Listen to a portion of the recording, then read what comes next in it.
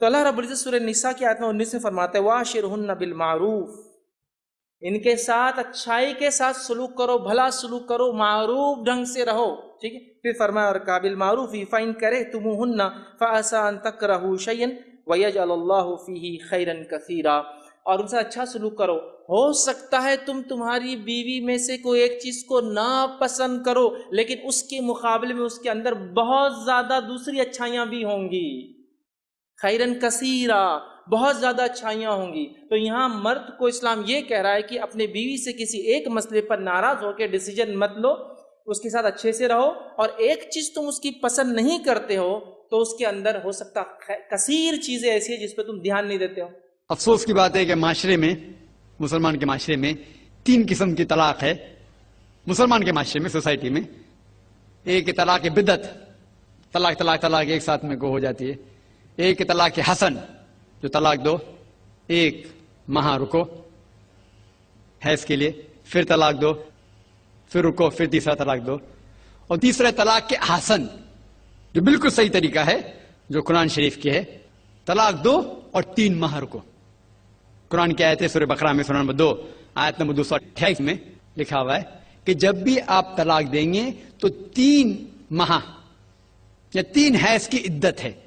تو طلاق پورے مکمل ہونے کے لیے 3 حیض یا 3 ماہ، 3 menstrual سائیکل اور 3 monthly courses مسٹ ہے، کمپلسری ہے.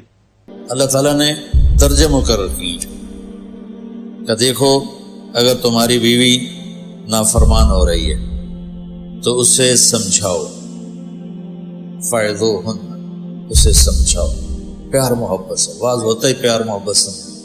وَاهْجُرُوهُنَّ فِي الْمَضَاجِعِ، پھر بھی نہ سمجھے تو اس کے ساتھ سلوک اچھا رکھو، لیکن رات کو سوتے ہوئے بستر اپنا باہر لے جاؤ، دوسرے کمرے میں سو جا، تاکہ اس کو احساس ہو کہ میرا خاوند تکلیف میں. وہ پھر بھی نہ سمجھے تو اسے ایک آدھ تھپڑ سمجھانے کے لیے مار دو، یہ نہیں کہ سوٹے لے کے کھڑے ہو جاؤ کہ جسم پہ نشان بھی نہ پڑے اتنا. وہ پھر بھی نہ سمجھے تو پھر کیا کرو، پھر بھی طلاق دینے میں جلدی نہ کرو. پھر یہ کرو کہ ایک آدمی خاوند کی طرف سے آئے اور ایک آدمی لڑکی کی طرف سے آئے، اور دونوں بیٹھ کر کوئی حل نکالیں اور اس مسئلے کو ٹھیک کرنا چاہیں تاکہ طلاق نہ ہو.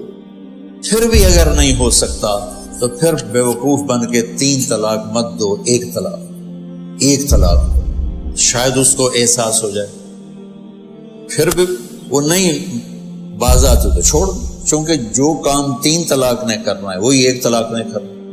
1 طلاق سے بھی بیوی سے آپ کا نکاح ٹوٹ گیا، لیکن آپ کو ایک سہولت حاصل ہے کہ اس کے بعد اگر آپ چاہتے ہیں کہ ہم دوبارہ صلح کر لیں، لڑکی صلح کر دے، تو آپ دوبارہ نکاح کر لیں گے. عدت کے دوران تو دوبارہ نکاح کرنے کی بھی ضرورت نہیں ہے، اور اگر عدت گزر جائے پھر آپ نکاح کر سکتے ہیں. لیکن چھوٹتے ہی 3 طلاق دے کر آپ اپنا راستہ بند کر لیتے ہیں. دیکھیں جو اہل سنت کی جتنی کتابیں ہیں، جتنے ائمہ ہیں، وہ تو متفق ہیں کہ ایک مجلس کی 3 طلاقیں 3 شمار ہوں گی، اور اس کے بعد رجوع نہیں ہو سکتا. ٹھیک ہے. اور حلالہ بھی نہیں ہو سکتا، وہ تو حرام ہے. وہ تو ایک نیچرل حلالہ ہے. ٹھیک ہے. کہ اس نے کسی اور جگہ شادی کی، بائی چانس ہو گیا، وہ ایک علیحدہ معاملہ. ٹھیک ہے. اب آپ نے پوچھا طلاق اسلام میں طلاق 1، ٹھیک ہے، اس کے بعد دوسری طلاق دینے کی ضرورت نہیں. ٹھیک ہے. 3 مہینے بعد وہ عورت آپ کے نکاح سے نکل جائے گی. 3 مہینے تک وہ طلاق رجی ہوگی، یعنی ریورسیبل ہے. ٹھیک ہے. آپ واپس آ سکتے ہیں. 3 مہینے کے بعد، یعنی عورت 3 دفعہ پاک ہوتی ہے پیریڈز کے بعد، آلموسٹ 90 دن کے بعد وہ طلاق بائن بن جائے گی.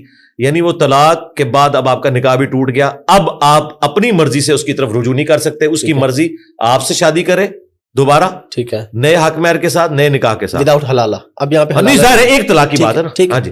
اور اس کی مرضی کسی اور کے پاس چلی جائے. لیکن قرآن میں آیا کہ اگر وہ عورت اسی شوہر کے پاس واپس آنا چاہتی ہے جس نے اسے 1 طلاق دی تھی اور طلاق بائن بن گئی، تو ان عورتوں کو ان کے انہی شوہروں کی طرف لوٹاؤ تم. ٹھیک ہے. کیونکہ بعض اوقات بیچ میں بدماش قسم کے سالے پڑ جاتے ہیں نا، وہ کہتے ہیں نہیں اسی طرح نہیں جان دینا. اس ٹائم تو وہ کہتے ہیں، بعد میں وہ اپنی بیویوں کے ہاتھوں اپنی بہنوں کو ذلیل کرواتے ہیں. عورت کی عزت اس کے خاوند کے گھر میں ہی ہے. اب یہ جو بات ہے نا کہ 3 طلاقیں کٹھی، کیوں 3 طلاقیں کٹھی دیتے ہیں یہ لوگ؟ اس لیے کہ ان کے پاس دین کا علم ہی نہیں. شادی کرنے کا شوق ہے، طلاق کے مسائل ہی نہیں پتا. میں نے جب کبھی کسی کا نکاح پڑھایا نا، اسے بتایا کہ بھائی 3 طلاقیں کبھی دماغ میں بھی نہیں سوچنی، ایک بھی نہیں سوچنی، کیونکہ ابو داؤد میں حدیث ہے اللہ تعالیٰ کو حلال چیزوں میں سب سے ناپسند طلاق ہے. حلال اس لیے رکھی کہ بعض کا جینون ضرورت ہوتی ہے، ادروائز یہ اللہ کو پسند نہیں. مسلم میں حدیث ہے کہ شیطان کا تخت پانیوں پہ لگا ہوا ہے، شام کے وقت اس کے چیلے آ کے اسے مختلف گناہوں کی خبر دیتے ہیں کہ آج فلاں سے فلاں گناہ کروایا، فلاں سے فلاں. وہ خوش نہیں ہوتا.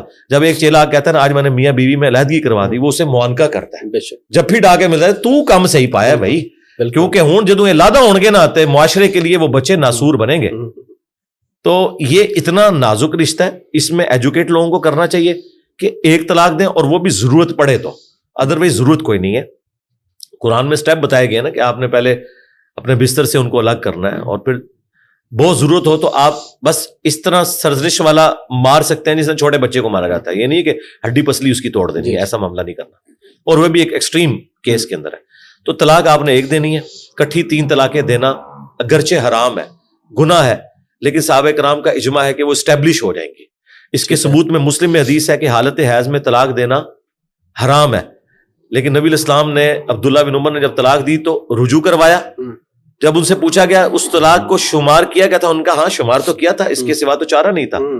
حرام تھی لیکن اسٹیبلش ہو گئی. صحابہ کرام کا اس کے اوپر اتفاق ہے. الموطا امام مالک میں پورا چیپٹر موجود ہے. وہ جو مسلم کی حدیث ہے نا کہ نبی الاسلام کے زمانے میں حضرت ابوبکر اور عمر کے ابتدائی دور میں 3 ایک شمار ہوتی تھی، وہ اس عورت کے لیے کہ جس کی رخصتی نہ ہوئی ہوئی ہو، ٹھیک ہے، مرد نے اس کے ساتھ صحبت نہ کی ہو، اسے کہتے ہیں غیر مدخولہ. غیر مدخولہ عورت کو اگر مرد 3 طلاقیں دے تو وہ ایک ہی شمار ہوگی. اس مرد کے پاس اجازت ہے کہ وہ اس عورت سے دوبارہ شادی کر سکتا ہے، ٹھیک ہے، بشرطے کہ خلوت سیاح ثابت نہ ہو، یعنی رخصتی نہ ہوئی ہو. ونس رخصتی ہو گئی ہے، خلوت سیاح ہو گئی ہے، تو پھر آپ نے اسی رول کو فالو کرنا ہے کہ اگر 3 طلاقیں دے دیں جو مرضی. اب یہ نہ جا کے اہل حدیثوں سے فتوے لیں. اہل حدیثوں میں بھی جو پڑھ لکھے علماء ہیں وہ چیز مانتے ہیں کہ یہ بعد میں، یہ زیادہ ابن تیمیہ نے مسئلہ اٹھایا تھا کیونکہ شیعہ کے ہاں یہ ایک مسئلہ تھا. خیر شیعہ کی تو اپنی بھی ریسٹرکشن علیحدہ سے ہیں، بس ان سے متاثر ہو کے انہوں نے، یعنی یہ وہ مسئلہ ہے جس میں شیعہ اور وہابی ایک ہے. اچھا، ویسے تو سمجھ لو اٹ کتے دا ویر تو نہیں کہنا چاہیے تھا، اور کوئی اس کے لیے کوئی مناسب چیز تو آپس میں ان کی دشمنی ہے. انڈیا پاکستان کا ویر کہنے چاہیے. ٹھیک ہے، اس مسئلے میں اتفاق ہے. ہاں اس مسئلے میں ان کا اتفاق ہے. تو بہرحال کتابیں جو ہیں نا اہل سنت کی وہ تو یہی بتاتی ہیں کہ صحابہ کرام نے 3 کو 3 شمار کیا ہے، اس میں دوسری رائے نہیں ہے. اور یہ جو لوگ جاتے ہیں فتوے لینے وہ ان سے اسٹامپ پیپر پہ لکھوا لیتے ہیں کہ ہم اہل حدیث ہوتے ہیں. وہ اہل حدیث بس اس مسجد کے گیٹ تک ہی ہیں. بالکل بالکل. ہاں تو اس سے اندازہ لگائیں. میرا خیال ہے لوگوں کو ایجوکیٹ کرنا چاہیے تاکہ لوگوں میں یہ کم علمی کی وجہ سے جو یہ اس طرح کی حرکتیں آتی ہیں نا وہ نہ کریں. ابن عباس کا قول موجود ہے سنن کبری البیہقی کے اندر، الموطا امام مالک کے اندر، کہ تم میں سے کوئی شخص غصے پہ آتا ہے اپنی بیوی کو 100 طلاقیں دیتا ہے تو پھر آ کے کہتا ہے ہم کیا کریں. تو ابن عباس کیا کرے، جاؤ 3 طلاقوں کی وجہ سے تمہاری بیوی حرام ہوگی، اس تان میں تم نے مذاق کیا. تو یہ اس وقت ایک ٹرینڈ چلا تھا. حضرت عمر نے جو 3 کو 3 کیا تھا نا، انہوں نے ایک ایگزیکٹو آرڈر کے طور پر غیر مدخولہ کے لیے بھی کر دیا تھا، کیونکہ دوسرے ملکوں سے عورتیں آ رہی تھیں اور مرد پھر وہ نکاح ہوئے ہوتے تھے، رخصتیاں بعد میں ہوتی تھیں، تو مذاق بنایا ہوا تھا. تو حضرت عمر نے کہا اب جو یہ کہے گا نا میں وہ 3 ہی اسٹیبلش کروں گا، رخصتی سے پہلے بھی اگر دے گا تو 3 اسٹیبلش کروں گا. یہ الموطا امام مالک میں پورے چیپٹر موجود ہے. ٹھیک ہے. اور اس معاملے میں واقعی حضرت عمر کا یہ جو پولیٹیکل ڈیسیژن تھا یہ کوئی دین نہیں ہے. ہم کہتے ہیں آج بھی اگر کوئی 3 طلاقیں دیتا ہے غیر مدخولہ کو تو آپ ایک شمار کریں گے. نبی اسلام کے زمانے میں ہوتا تھا. حضرت عمر کا جو ڈیسیژن وہ اس وقت کے لیے انہوں نے ایک ایگزیکٹو آرڈر کے طور پہ کیا تھا، کوئی شرعی مسئلے کے طور پر نہیں. لیکن جس کی رخصتی ہوگی اس کی 3 ہی شمار ہوں گے.